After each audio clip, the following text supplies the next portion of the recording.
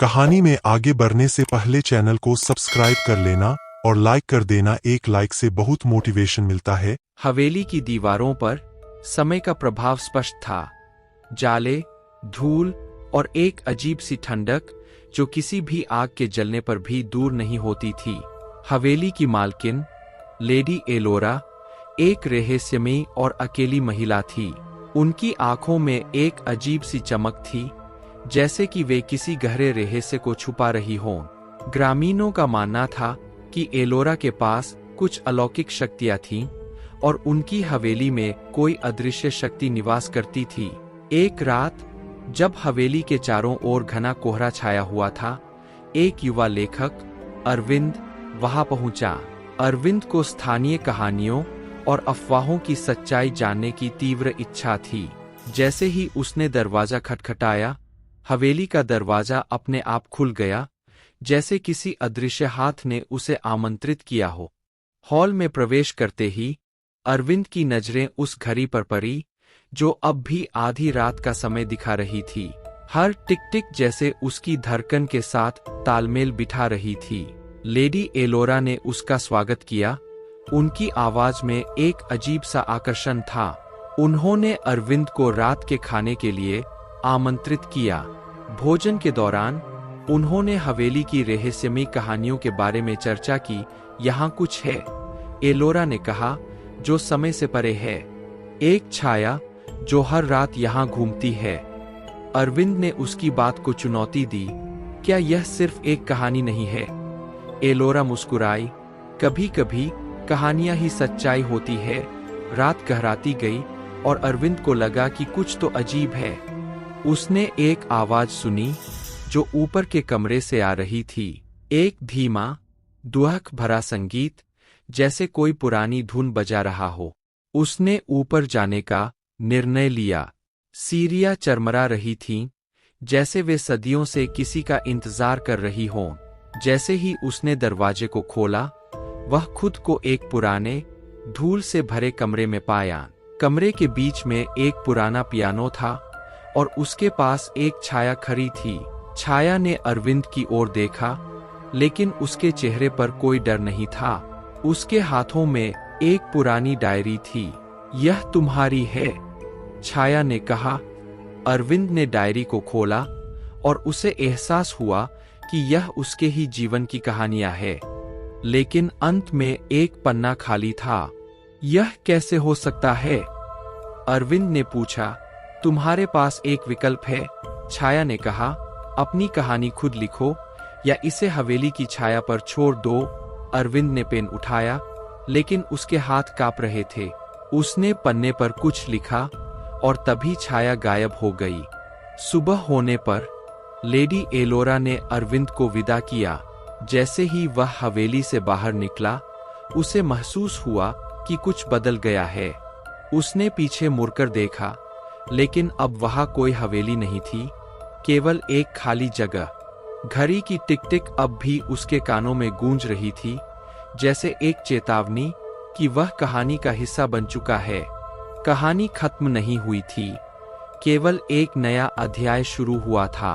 कौन जानता था कि आगामी रातें क्या रहस्य छुपाए होंगी।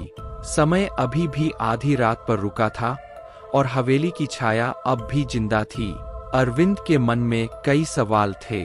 क्या वह सच में जो कुछ भी देखा था, वह वास्तविक था या सिर्फ उसकी कल्पना का खेल? उसने सोचा कि शायद यह सब उसके भीतर के भय और इच्छाओं का प्रतिबिंब था। लेकिन वह जानता था कि उसे इस रहस्य की तह तक पहुंचना होगा। वह गांव के बुजुर्गों से मिलने का निर्णय करता है। उनकी कथाएं और अनुभव शायद उसे उस अजीब घटना की कुछ और जानकारी दे सके। गांव के बुजुर्गों ने बताया कि वर्षों पहले लेडी एलोरा का परिवार एक त्रासदी का शिकार हुआ था।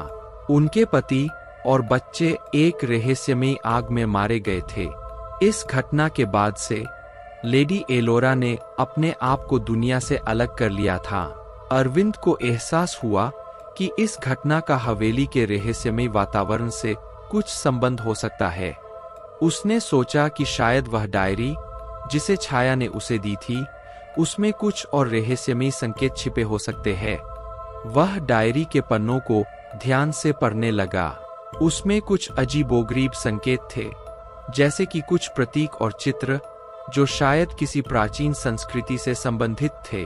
अरविंद ने उन संकेतों की गहराई में जाने का निश्चय किया। उसने एक स्थानीय विद्वान से संपर्क किया जो प्राचीन संस्कृतियों और उनके प्रतीकों का विशेषज्ञ था। विद्वान ने जब डायरी के पन्नों को देखा तो वह चकित रह गया। उसने कहा कि ये संकेत एक प्राचीन जादू के अनुष्ठान से संबंधित है जिसे समय और स्थान को नियंत्रित करने के लिए प्रयोग किया जाता था। अरविंद को समझ में आया कि लेडी एलोरा की हवेली और उसके रहस्यमयी अनुभवों का संबंध इन प्राचीन अनुष्ठानों से हो सकता है। उसने यह भी महसूस किया कि शायद लेडी एलोरा इन शक्तियों का उपयोग अपने परिवार को वापस लाने के लिए करना चाहती थी। इस नई जानकारी के साथ अरविंद ने तय किया कि वह लेडी एलोरा से फिर से मिलेगा और इस रहस्य को सुलझाने की कोशिश करेगा। उसने हवेली की ओर अपनी यात्रा फिर से शुरू की। जब वह वहां पहुंचा तो उसने देखा कि हवेली का दरवाजा फिर से खुला हुआ था। अंदर प्रवेश करते ही उसे वही अजीब ठंडक महसूस हुई जो पहले थी। लेडी एलोरा उससे मिलने आई और उनके चेहरे पर एक अलग तरह की शांति थी। अरविंद ने उनसे अपने निष्कर्ष साझा किए। एलोरा ने धीरे से कहा, तुमने सच को छू लिया है, लेकिन यह यात्रा यही खत्म नहीं होती। अरविंद ने पूछा, क्या आप अपने परिवार को वापस लाना चाहती थी? एलोरा ने एक गहरी सांस ली और कहा, हाँ, लेकिन यह शक्ति एक कीमत पर आती है। कभी कभी हमारे प्रियजनों को वापस लाने की कोशिश में हम वर्तमान को खो देते हैं। मैंने यह सीखा है। अरविंद ने महसूस किया कि यह रहस्य केवल एक कहानी नहीं थी, बल्कि एक जीवन का सत्य था।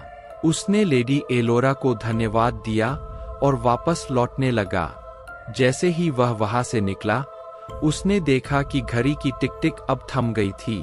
हवेली ने अपना रहस्य साझा कर दिया था और अब सब कुछ शांत था। अरविंद को यह एहसास हुआ कि उसकी अपनी कहानी लिखने का समय अब आ गया था और वह अपनी यात्रा की शुरुआत कर चुका था।